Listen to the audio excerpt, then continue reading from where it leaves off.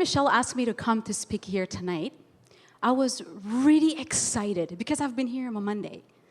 And it's amazing. Story, connection. That's who we are as human beings. So I went through my stories, many stories. Oh my gosh, I was born in a family of 10, and I was the most talkative of them all. So I thought I'm going to have this topic. So I went through them. But this subject, which is very unpopular, came on top. Forgiveness. And I was like, so happy, and oh no. What are you thinking? You know, if you talk about forgiveness, you have to talk about vulnerability. You have to admit that you are hurting. That's a sign of weakness.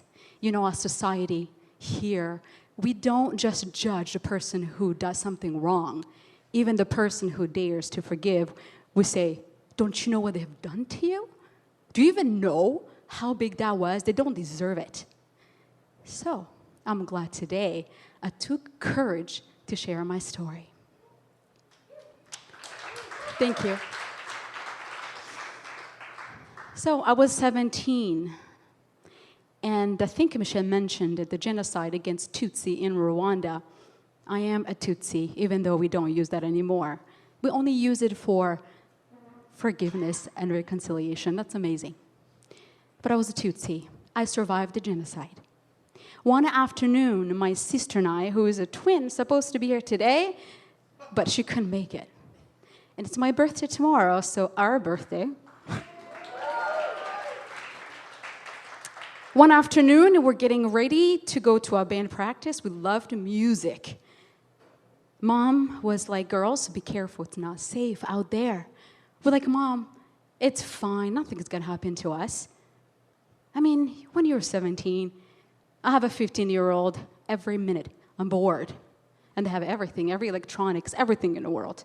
Different than mine. Somebody was born in a refugee camp with 10 siblings, raised by a single parent. I know how it feels not to eat, how to go to school with no shoes.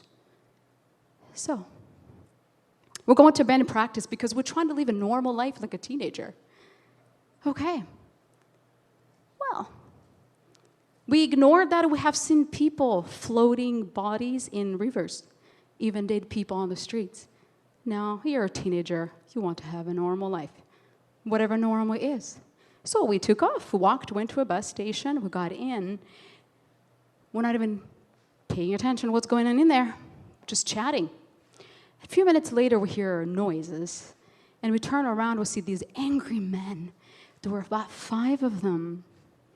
We're like, oh my goodness. We heard in the news, I think we did, that they were taking Tutsis to kill them.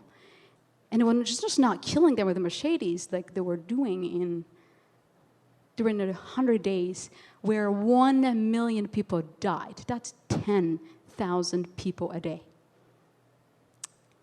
And we thought, oh my gosh, we got into a wrong bus. So the leader, who seemed angrier than all of 5, said, girls, it's our day today. You are going to die. I don't know what my sister was thinking, but I had to be a big sister. I had to be strong. I'm 3 minutes older. Hey, in my country, we're called the Bukuru and Butoi, means younger and older. Literally, if you're twins, they say, which one are you? They don't ask, what's your name? So I have to be Bukuru, okay? The older. I don't know, people here, I have read so many books. I love books. You call it emotional intelligence or wise wisdom. For me, at that age, 17, I had developed an ability to respond to any situation, good, bad, or ugly, with a way that I would take my emotion out of the way completely. So I took a deep breath, knowing we're going to die. And the people were being fried in the tank of oil. That's how they were killing people. I took a deep breath. I said, why? Why are you going to kill us? We don't know you. You don't know us. We didn't do anything wrong to you. I don't think you want to wake up every morning and kill people. So whatever you have been told, lies or anything, don't do this. Don't kill us, please. In my heart, I'm like, no, I can't die today. I want to live my life. So 2 of the guys start calming down a little bit and start arguing between themselves. And a couple minutes later, thank God, one of them walks towards us, kicked us out of the bus. That my life was spared this close to death. We looked at ourselves going, oh my gosh, we didn't die, oh my God. And now we really have a chance to freak out and to be afraid. But with a little bit of joy as well. You see, people who did not hear our happy ending story, they thought we were gone. My sister went to England a few years ago, and she met somebody who goes, oh my God, you didn't die that day, you're alive? That's years later. Or my mom would get condolences on your twins. See, my world was already dark by just being a victim growing up without my father, who probably was crushed by the war, being born, the same thing. I was bitter. So my world was not longer just dark, but it was hostile, not friendly at all. And I could think to myself, I want to get away from everything and everyone. Everybody's ugly. Everybody's crazy. You know what? My dream came true when I came to Canada in '97. But before I left, I loved my mom, amazing woman of God, actually. I said, Mom, I will never go back to Rwanda. I will never go to Africa again. I will never marry an African.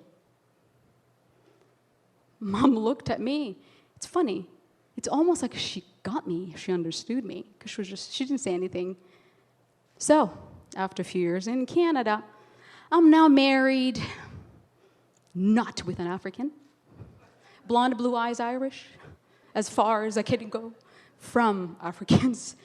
But I'm African, right? That's what bitterness and anger does to you. The reality is no longer there. But I realized a few years later that humanity, people, we're all the same. It's not about who you are, where you're from. Everyone is driven by pain or love. Everything we do. So I was getting pain. I wanted to visit my family. So I went back to Rwanda. It was great. And I had an opportunity to visit a memorial site. Almost 250,000 people were buried. And I met people who really, truly forgiven others. And I went to my mind, why? How? If they can do it, why can't I?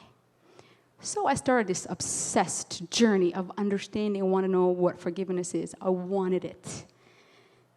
I read books, I asked people. And I compared this to when I was at the gym after I had a pain in my knees and I was in a hot tub because I think it's going to help. But there was a cold tub next door, was like freezing water. And the ladies, I'm like, how is it out there? They're like, it's amazing, but you have to build it up. I tiptoed in and out for 6 months, and I thought I was going to die every second. I built it up to 10 minutes. And the more I did it, the more easier it became, and my pain is gone. Now I can do cycling 1 hour straight, no pain. That's how forgiveness is. You have to open up to it. And I'm like, it took me back to when those people were going to kill us. Everyone who's doing wrong or cruelty, and they're driven by something or someone. It had to be. Who here hasn't made a mistake? Offending someone, saying something, willingly or not willingly, we'll offend each other every day. So I forgive everyone who has ever caused me pain, slowly, and it actually became easy. I don't believe in my life today there is nothing and no one that I cannot forgive, regardless of what you do. To be to that place is very strong. So, what my life lesson has taught me is this: forgive. Can you? Should you? Will you? We don't want to talk about it, but the more we avoid it, more it hurts. So I dare to dig deep into your courage and to make a choice. Because we all need it. I know I do, for me, for you, and for all of us. Thank you.